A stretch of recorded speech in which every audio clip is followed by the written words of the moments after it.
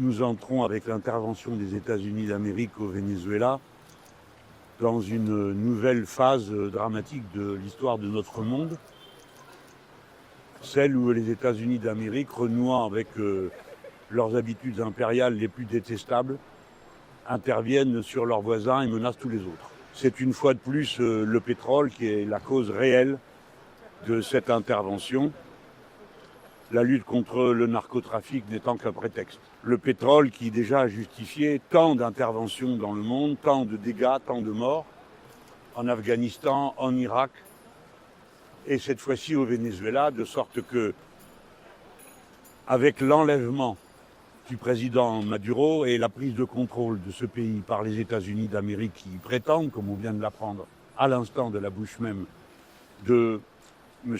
Trump, il est clair que c'est une sorte de mainmise étendue qu'opèrent les États-Unis d'Amérique sur la ressource qui fonde leur puissance. Et rien d'autre.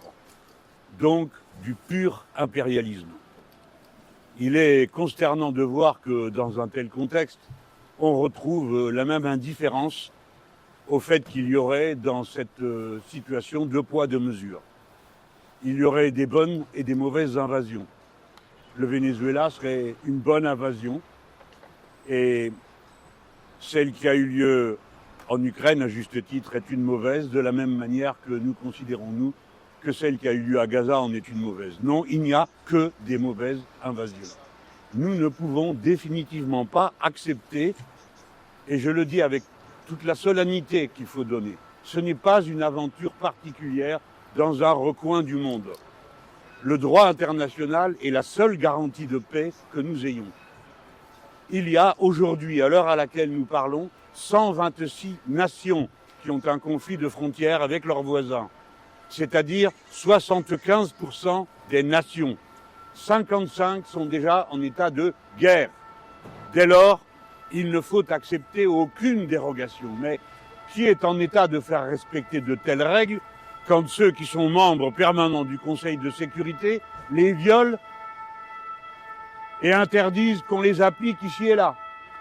Quelle est la situation? Dans ce contexte, comme il est dommage de voir que la France ne s'exprime pas, que le président de la République française délègue à son piteux ministre des Affaires étrangères des propos confus qui ne désignent ni les responsables ni les coupables, ni disent qui il faut soutenir. La France a-t-elle une autre possibilité sur la scène internationale que d'être totalement, radicalement indépendante, c'est-à-dire non alignée?